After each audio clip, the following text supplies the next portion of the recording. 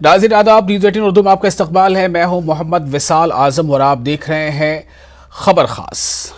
हमारा मुल्क हिंदुस्तान एक गुलदस्ते की मानिंद है। जिस तरह से गुलदस्ते में अलग अलग रंगों के फूल होते हैं और तमाम फूलों के रंग, तमाम फूलों की खूबसूरती, तमाम फूलों का साइज, उसका छोटा या बड़ा होना या उसका मुख्तलिफ होना उस गुलदस्ते के शान में और इजाफा करता है। इसी तरह से हमारा मुल्क है जहां कई मज़ाहिब के लोग रहते हैं, कई तरह की बोली बोलने वाले लोग रहते हैं, कई तरह के खान पान, कई तरह की तहजीबें, कई तरह के सकाफत, कई तरह के कल्चर, कई तरह के तमद्दुन, और इन सब को मिलाकर हमारा मुल्क बनता है एक गुलदस्ते के मानिंद। और तभी ये कहते हैं कि कसरत में वहदत या यूनिटी इन डाइवर्सिटी और अनेकता में एकता। हालांकि हमारे मुल्क में अक्सर बड़े छोटे सियासी कायदीन ये बात कहते रहते हैं, वो कहते जरूर हैं कि हमारा मुल्क जो है गुलदस्ते के मानिंद है और हमारे मुल्क में अलग अलग भांति भांति के लोग रहते हैं, लेकिन उसके बावजूद यहां यूनिटी है। कई लोग ये भी कहते हैं कि हिंदुस्तान में रहने वाले तमाम लोगों का डीएनए भी एक है, लेकिन उन सब के बावजूद माहौल कुछ ऐसा हो जाता है। खास तौर पर ऐसे माहौल चुनाव से पहले माहौल जो है वो तब्दील हो जाता है और फिर हर छोटे बड़े वाक़ये को मजहबी रंग दे दिया जाता है या फिर मजहबी चश्मे से देखा जाता है और उसमें एक खास कम्युनिटी को निशाना भी बनाया जाता है। ऐसा अक्सर होता रहा है। हालिया दिनों भी एक नहीं कई ऐसे वाक़यात आए हैं, कई ऐसे सूबों से ऐसे वाक़यात आए हैं जो फिर से एक बार इस सवाल को जन्म दे रहे हैं कि क्या मुल्क में मजहबी मुनाफरत परवान चढ़ रही है। और इसीलिए एक रोज कबल मुल्क की राजधानी दिल्ली में पीस एंड जस्टिस कॉन्फ्रेंस के नाम से एक प्रोग्राम हुआ जिसमें मुल्क के बहुत सारे जो चुनिंदा और जहनी तौर पर मजबूत और आपस पे एक यूनिटी को कैसे मजबूत करें, मुल्क के इत्तेहाद को कैसे मजबूत करें, ऐसी फिक्र रखने वाले लोग इकट्ठा हुए और इस पर उन्होंने गौर व खौज किया। इसलिए आज हम भी इस मौजू के साथ यहां मौजूद हैं कि आखिर मुल्क की अमन व शांति, मुल्क के इत्तेहाद और मुल्क की जो असल ताकत है, इस मुल्क में रहने वाले तमाम शहरियों की यूनिटी, उसका दुश्मन कौन है।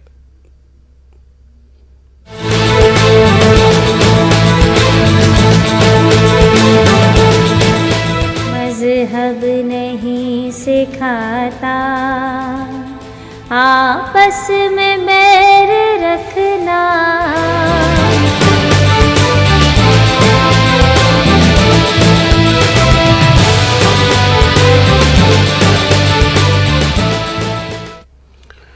तो हमारे साथ इस वक्त एक बहुत ही खास पैनल मौजूद है। हमारे साथ हैं डॉक्टर बीसी शास्त्री जो सनातन धर्म गुरु हैं। आपका इस्तकबाल है डॉक्टर शास्त्री। हमारे साथ है नवेद हामिद जो सदर हैं ऑल इंडिया मुस्लिम मजलिस मुशावरत के। हमारे साथ हैं शुभेंदु शेखर अवस्थी, तर्जुमान बीजेपी, और कुछ ही देर में हमारे साथ होंगे असित नाथ तिवारी, तर्जुमान कांग्रेस। आप तमाम लोगों का बहुत बहुत इस्तकबाल है। मैं सबसे पहले इस पर डॉक्टर बीसी शास्त्री आपसे एक सबसे पहला इस पर तासुर चाहूंगा कि आप ये बताएं कि क्या आपको भी ऐसा लगता है कि मुल्क में रह रह कर ऐसे वाकयात, ऐसी घटनाएं सामने आ जाती हैं जिसको देखकर ऐसा लगता है कि दरअसल मुल्क की यानी हमारे देश की असल पहचान ये है ही नहीं और देश को कहीं ना कहीं देश की जो ताकत है, यहाँ की एकता, यहाँ की जो यूनिटी इन डाइवर्सिटी, उसे नुकसान पहुंचाने की कोशिश हो रही है।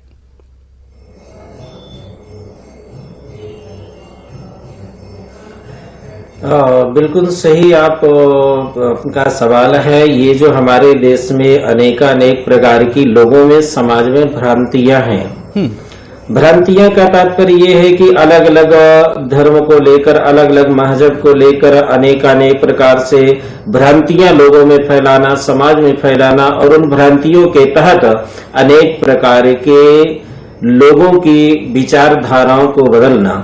लोगों की विचारधाराओं को बदलने से और अनेकानेक प्रकार के उपद्रव करने से, अनेकानेक प्रकार के लोगों की भावनाओं को ठेस पहुंचाने से किसी को क्या लाभ हो रहा है, ये तो वास्तव में समझ में नहीं आता है कि लोगों को आखिर इसका लाभ क्या है। अरे हम एक मुल्क के हैं, एक देश के हैं, एक समाज के हैं, एक परिवार के, हम सुगठित होकर एक परिवार की तरह रहें तो निश्चय ही हमारा देश एक सुंदर देश होगा और हम देश में रहकर सुंदर से सुंदर अपना जीवन यापन कर सकेंगे। यहाँ वास्तविकता में धर्म को लेकर होता है कि हम हिंदू धर्म के हैं, मुस्लिम हैं, ईसाई हैं, सिख हैं। अरे भैया, हिंदू मुस्लिम सिख ईसाई सब हम एक हैं। और एक यदि हम सब एक दूसरे को समझें और एक दूसरे के भावना का हम कहीं न कहीं से उस भावना को हम समझने का प्रयास करें, वो किसी की भावना को हम ठेस न पहुंचाएं, किसी के धर्म को ठेस न पहुंचाएं। हम ये सोचें कि हिंदू हम हैं तो हमारा हिंदू धर्म ही सर्वश्रेष्ठ है। हमारा हिंदू धर्म, हम है हिंदू इसलिए हमारा धर्म हमारे लिए सर्वश्रेष्ठ है। जो मुस्लिम है उनके लिए मुस्लिम धर्म भी सर्वश्रेष्ठ है।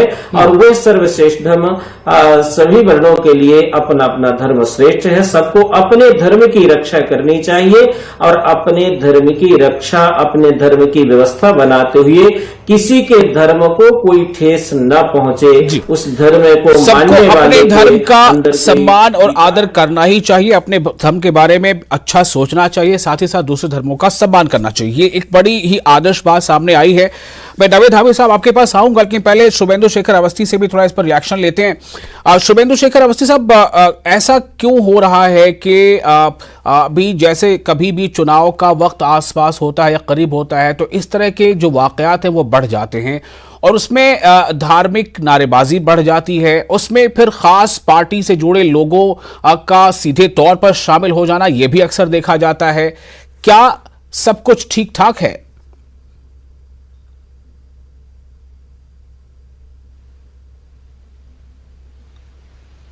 शुभेंदु अवस्थी साहब, आपको मेरी आवाज मिल रही है? शुभेंदु शेखर को मेरी आवाज नहीं मिल पा रही है। मैं नावेद हामिद साहब का रुख करना चाहूंगा। नावेद हामिद साहब, मौजूदा हालात पर थोड़ा तबसरा चाह रहा था और ये सवाल सिर्फ इस बात को लेकर है कि ये सब जानते बूझते भी कि अनेकता में एकता है, फिर भी देश की एकता क्यों तार तार होती नजर आ रही है? देखिए, भारत का जो भूगोल है और जो यहाँ की रिवायात हैं वो बड़ी यूनिक है जी। ये एक बात समझने हमें चाहिए कि भारत में जो धर्म है उसके दरमियान द्वेष नहीं है, उसके दरमियान आपस में जो है कोई झगड़ा नहीं है। ये जो एक पॉलिटिकल क्लास इस मुल्क में पिछले 100 साल के अंदर, 125 साल के अंदर जो रही है, जो वर्चस्वता की जो एक लड़ाई है जी, उस लड़ाई ने धर्म को इस्तेमाल किया और ये स्वतंत्रता संग्राम की लड़ाई में भी देखा गया कि धर्म को कैसे इस्तेमाल किया गया और मजहब के नाम के ऊपर क्या राजनीति हुई। और आजादी मिलने के बाद ये सिलसिला आहिस्ता आहिस्ता इसको खत्म होने की बजाय ये मुस्तकिल आगे बढ़ता रहा जी। हाल अब ये हो गया है पिछले 20-22 वर्षों के अंदर, आपने सही कहा कि चुनाव से पहले धर्म का जितना दुरुपयोग होता है और धर्म का दुरुपयोग सत्ता हासिल करने के लिए होता है, उससे आम जनता जो है उसको नुकसान होता है।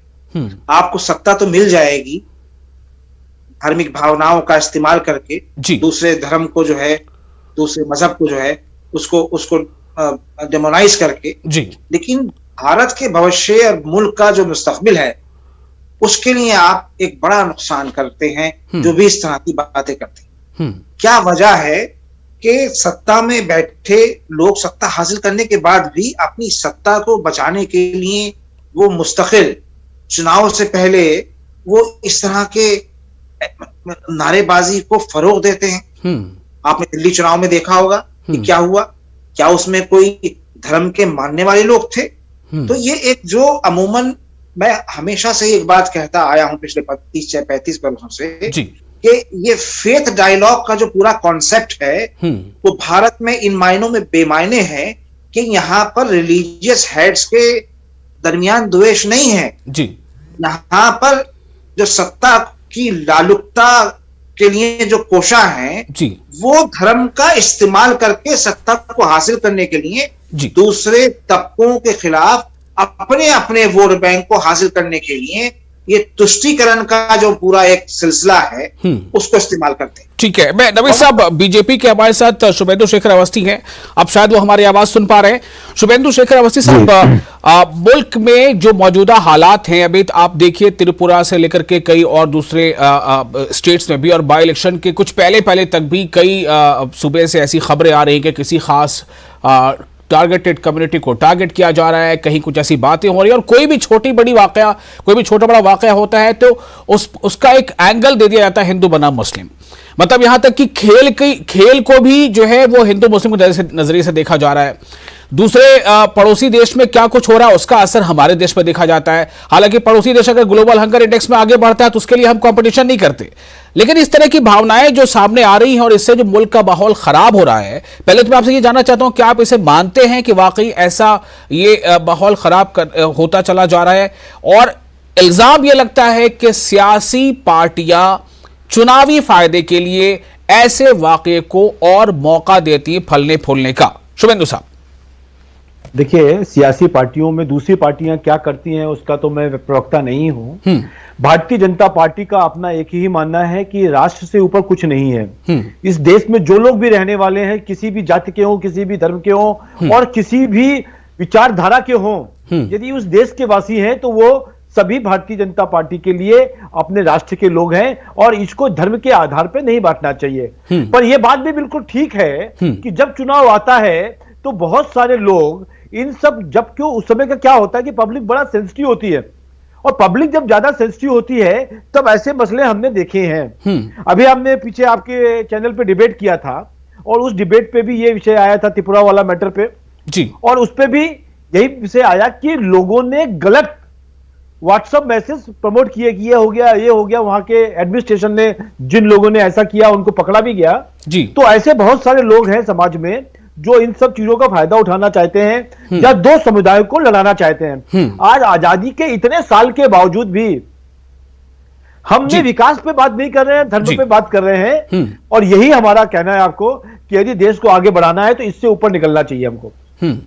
ओके, ये इस बात को कम से कम शुभेंदु शेखर अवस्थी मान रहे हैं कि आजादी के इतने सालों के बाद भी हम दूसरे मुद्दों पर बात नहीं करें जिनसे मुल्क की तरक्की सीधे तौर पर जुड़ी है, बल्कि हम धर्म के मुद्दों पर बात कर रहे हैं। बीसी शास्त्री साहब, मैं आपसे ये जानना चाहता हूं कि क्या ये मतलब बेमानी है ऐसा कहना कि चुनावी मौकों पर खास तौर से धार्मिक उन्माद को बढ़ाया जाता है और चुनावी फायदे लेने की कोशिश होती है, या फिर ये अपने आप समाज में होता चला आ रहा है, हो जाता है?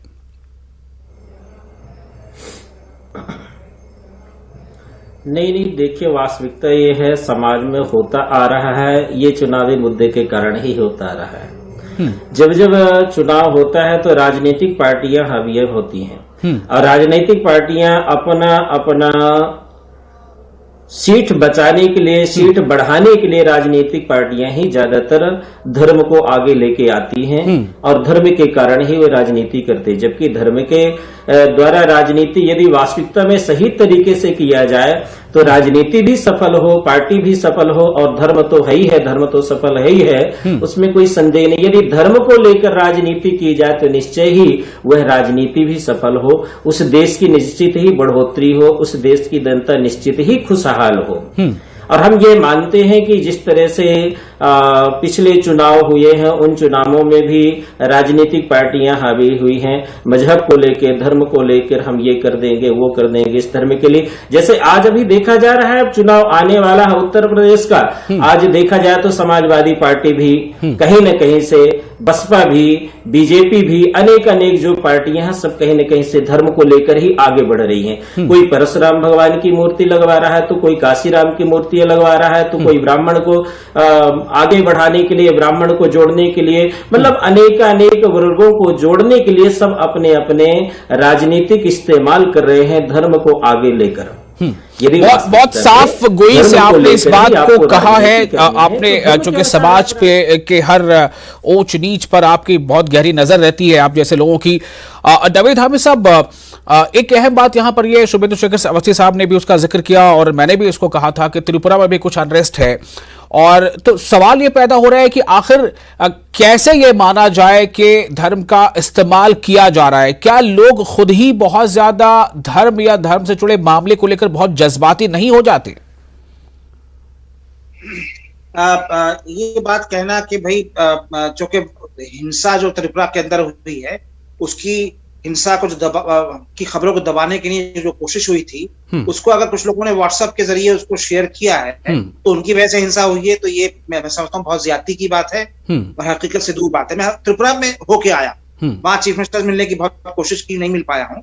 देखिए, बांग्लादेश में अगर हमारे हिंदू भाइयों के ताल्लुक से कोई वहां के जो फांसीवादी लोग हैं वो कुछ अगर बदतमीजी करते हैं, वहां हिंसा करते हैं, तो उसका मतलब ये नहीं है कि आप इस मुल्क में रहने वाले मुसलमानों को आप मारेंगे, डराएंगे, धमकाएंगे, उनकी मस्जिदों को जलाएंगे। कहीं से कहीं तक के उसका कोई औचित्य नहीं है इस बात का। तो वही त्रिपुरा में हुआ है। अब मुझे ये बताइए कि अच्छी बात है कि जो भारतीय जनता पार्टी के स्पोक्समैन है उन्होंने कही कि हम तो विकास के ऊपर बात करना चाहते हैं। विकास पे कहां बात करना चाहते हैं?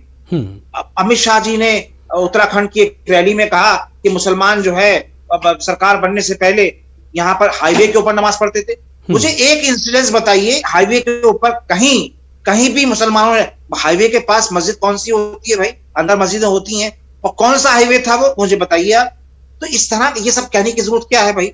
दूसरी बात ये कि आप जो द्वेष की आप राजनीति करना चाहते हैं, दिल्ली के अंदर पिछले चुनाव में आपने देखा होगा, गोली मारो सालों को किसने कहा था ये, और किसकी तरफ इशारा था? तो ये जो सत्ता की लालुकता है वो एक सीमा का उल्लंघन करने के बाद लोगों के अंदर दूसरे समुदाय के लिए नफरत पैदा करके सीट हासिल करना जो मसला है उसको कौन इनकार कर सकता है कि नहीं हो रहा है? ये बताएं भारतीय जनता पार्टी के प्रवक्ता। भारतीय जनता पार्टी प्रवक्ता हमारे साथ मौजूद हैं जी, वो आपके कुछ पॉइंट का जवाब देना भी चाहते हैं। शुभेंदु जी बोलिए। देखिए, हामिद साहब बड़े सीधे साधे, बड़े बातचीतों में इतने सरल दिखाई दे रहे हैं और प्रश्नों में जो पूछ रहे हैं ये भूल गए हैं कि छोटे ओवैसी साहब ने क्या कहा था कि थोड़ी देर के लिए 2 घंटे के लिए भारत की पुलिस हटा लो तो हम बताएंगे भारत में रहने वाले हिंदुओं को क्या होता है। आप भूल गए क्या? तो क्या नवेद हामिद ने, क्या बीसी शास्त्री ने और क्या शुभेंदु अवस्थी ने क्या इसकी तारीफ की थी? नहीं, क्या इसको सराहा था? उन्हीं की पार्टी के नहीं, क्या सराहा था? क्या शुभेंदु अवस्थी ने इसको सराहा था? क्या नवेद हामिद ने इसकी तारीफ की थी? क्या डॉक्टर बीसी शास्त्री ने इसकी सराहना की थी? मैं वही विशाल साहब कह रहा हूं कि यहाँ पे चैनल पे आके बातें करना और वहां पे एक्चुअली निभाना, ये लोग कैसे हैं? नवेद साहब ने जो सवाल उठाया, ठीक है, मैं आपने उनके सवाल का जवाब दिया। नवेद साहब, मैं भी आपसे ही सवाल करता हूं, अगर शुभेंदु शेखर अवस्थी ये सवाल उठाते हैं तो इसका जवाब आपको देना पड़ेगा कि क्या तब आपने इसके खिलाफ आवाज उठाई थी? छोटे ओवैसी की बात आप कर रहे हैं। छोटे ओवैसी को मुसलमानों में कोई भी सिंसियर नहीं मानता है और कोई सीरियस नहीं लेता है। और जब उन्होंने ये स्टेटमेंट दिया था तो मुसलमान ये देखिए, आप गूगल को सर्च कीजिए कितने मुसलमानों को कंडेम किया था। तो ये पूरा का पूरा समुदाय चिल्ला रहा था, तालियां बजा रहा था, सीटी मार रहा था। बढ़ाने के लिए करते हैं वो, हैदराबाद की कॉन्स्टिट्यूंसी उनकी है, उसको बचाने के लिए करते हैं। आप अपनी कॉन्स्टिट्यूंसी को बढ़ाने के लिए करते हैं। तो ये जो एक कंपटीशन हो रहा है आप में और ओवैसी साहब, छोटे ओवैसी साहब के अंदर, इस पे आप बात क्यों नहीं करते हैं? ये हामिद साहब सुन दो, ये इस तरह का चुनावी बुगुल बजाते वक्त ये बात कहना कि मुसलमान मस्जिदों हाईवे पे नमाज पढ़ते थे, अब नहीं हो रहा है, इसकी जरूरत क्या थी? क्या जरूरत थी इसकी? बिल्कुल इसी से क्लियर उत्तर प्रदेश के अंदर चुनावी सभाओं में कह रहे हैं हामिद साहब, बिल्कुल नहीं। मैं आपको इसका जवाब दे रहा हूं हामिद साहब, सुन लो। मैंने आपको एक ही चीज बोली कि जितने भी कहीं पे कि भारत के किसी भी कोने में कोई भी धर्म का पूजा जो भी करना चाहे वो कहीं भी कर सकता है, ये भारत के संविधान में है। और उसमें यह भी कहा गया, कहीं पे किसी जगह पे भी मस्जिद में जाके कहीं नमाज को रोका गया क्या? पर कहीं पर यदि कोई रास्ता रुक रहा है तो उसके लिए अल्टरनेट अरेंजमेंट दिया गया। नहीं, 16 मस्जिदों आप हमला किया, 4 मस्जिदों को जला के नीचे बिल्कुल नहीं। ये देखिए, जो लोग सरपरस्ती के लोग हैं, जो लोग गलत हैं हामिद साहब, जो लोग गलत हैं, समाज के ऐसे लोग हैं जो तोड़ना चाहते हैं गंगा और यमुना की जो पद्धति है, जो जुड़ के लोग रहते हैं उसको तोड़ना चाहते हैं। उसमें बहुत सारे ऐसे लोग हैं जो किसी भी पार्टी में नहीं है और हमको आपको उनको आइडेंटिफाई करना पड़ेगा। और ये कोई गलत बात नहीं कही उन्होंने। हमारे होम मिनिस्टर ने कि रोड के ऊपर जहां पे यदि कोई पढ़ता था, नहीं पढ़ता था तो वो तो अच्छी बात है, पर यदि पढ़ते थे, हमने दिल्ली में बहुत सारी रोड देखी हैं जहां पे नमाज पढ़ी जाती थी। अब उनकी जो अलग से जगह दी गई है जहां पे वो नमाज पढ़ते हैं। रोड में नमाज पढ़ना आपको भी ठीक नहीं लगता होगा और हमको भी ठीक नहीं लगता। मैं थोड़ा आपको रोकना चाहूंगा, इस वक्त तवेद हामिद साहब को भी मैं थोड़ा रोकना चाहूंगा। असित नाथ तिवारी हमारे साथ जुड़ चुके हैं, तर्जुमान कांग्रेस। थोड़ी ताखिर हुई उन्हें जुड़ने में। असित, आज हम एक बहुत ही ऐसे मुद्दे पर बात कर रहे हैं कि अगर हमारा देश भारत एक गुलदस्ते की तरह है जिसमें भांति भांति के फूल, तरह तरह की खुशबुओं के फूल और साइज के फूल होते हैं, तो फिर इस मुल्क में मुल्क की इस एकता की ताकत को आखिर क्या खतरा आप मानते हैं? और इस मौजूदा वक्त में ऐसा क्यों हो रहा है कि हर छोटी बड़ी घटना को हिंदू मुस्लिम के नजरिए से देखा जा रहा है? क्या यह चुनाव का वक्त है इसलिए ऐसा हो रहा है? जिसने भी इस दुनिया को बनाया, क्या उसने सिर्फ एक तरह की पंछियों को बनाया? क्या सिर्फ एक किस्म के फूल बनाए? क्या सिर्फ एक रंग बनाया? एक तरह के पेड़ पौधे बनाए? क्या एक तरह की नदियां बनाई? नहीं, तरह तरह की मिट्टियां, तरह तरह के परिंदे, तरह तरह के फूल, किस्म किस्म की नदियां, किस्म किस्म के फल, तरह तरह के इंसान बने। मतलब साफ है कि आप मजहब में चाहे जिसके हो, धर्म में चाहे जिसके हो, भिन्नता को मानना ही कुदरत बनाने वाले के, प्रकृति को बनाने वाले के प्रति आपका सम्मान। उस भिन्नता को स्वीकार कीजिए क्योंकि इसका निर्माण उसने किया। और बहुत ही छोटी लाइन है कि है देश एक, राष्ट्र एक, कर्म एक है, हम कोटि है, मनुष्य मर्म एक है। पूजा करो, पढ़ो नमाज, धर्म एक है, बदनाम हो अगर स्वराज शर्म एक है। असित, माजरत चाहूंगा, आपकी आवाज बहुत साफ नहीं आ पा रही है। मुझे डॉक्टर बीसी शास्त्री के पास जाना होगा। डॉक्टर बीसी शास्त्री साहब, जो बात इस वक्त तवेद हामिद साहब कर रहे हैं, जो बात शुभेंदु शेखर अवस्थी कर रहे हैं, दोनों ये कह रहे हैं कि ये आदर्श है कि हम अपने धर्म की इज्जत करें, अपने धर्म पर चलते रहें और साथ ही साथ दूसरे धर्मों का सम्मान भी करें। लेकिन फिर भी ये क्यों होता है और फिर भी क्यों बार बार होता चला आ रहा है?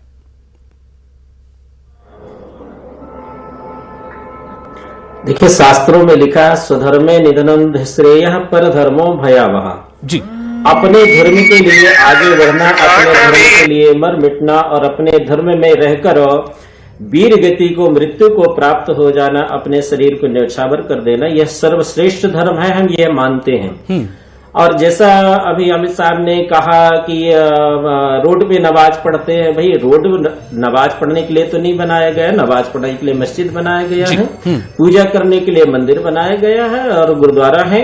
तो आप मंदिर में, गुरुद्वारे में, मस्जिद में नमाज पढ़ें, आपको स्थान दिया गया है। रोड नमाज पढ़ने के लिए तो नहीं ना, रोड तो गाड़ी के लिए है, आपके आवागमन के लिए एक साधन है। आप यदि जाके रोड में नमाज पढ़ेंगे, हिंदू जाके रोड में यदि पूजा पाठ करेंगे और सिख भाई या अन्य धर्म के लोग अपना अपना धर्म जाके रोड में निभाएंगे तो देश तो बाधित होगा ना।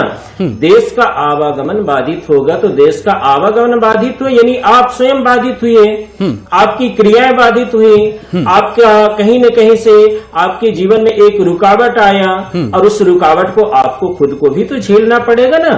तो आपको खुद को भी तो समझना पड़ेगा ना कि हमें अपने धर्म को किस तरह से संगठित बना के रखना है, हमें अपने धर्म को किस तरह से पालन करना है और हमारे धर्म की वजह से, हमारी पूजा पाठ की, हमारी नमाज की वजह से किसी व्यक्ति को, हमारे अन्य भाई बंधु को कष्ट ना हो। ठीक है, नवेद हाफिज साहब, ये बात तो कोई भी कह रहा है कि रोड पर नमाज कैसे हो सकती है, आप इस पर क्या कहना चाह रहे थे, खुलकर बताएं। एक बात समझ लीजिए कि दिल्ली की बात उन्होंने कही, बीजेपी के प्रवक्ता है, उन्होंने कही बीजेपी दिल्ली के की बात कि मैं बस यहाँ मुझे तकरीबन 60 साल हो गए दिल्ली में रहते हुए, मेरा जन्म दिल्ली के अंदर हुआ है।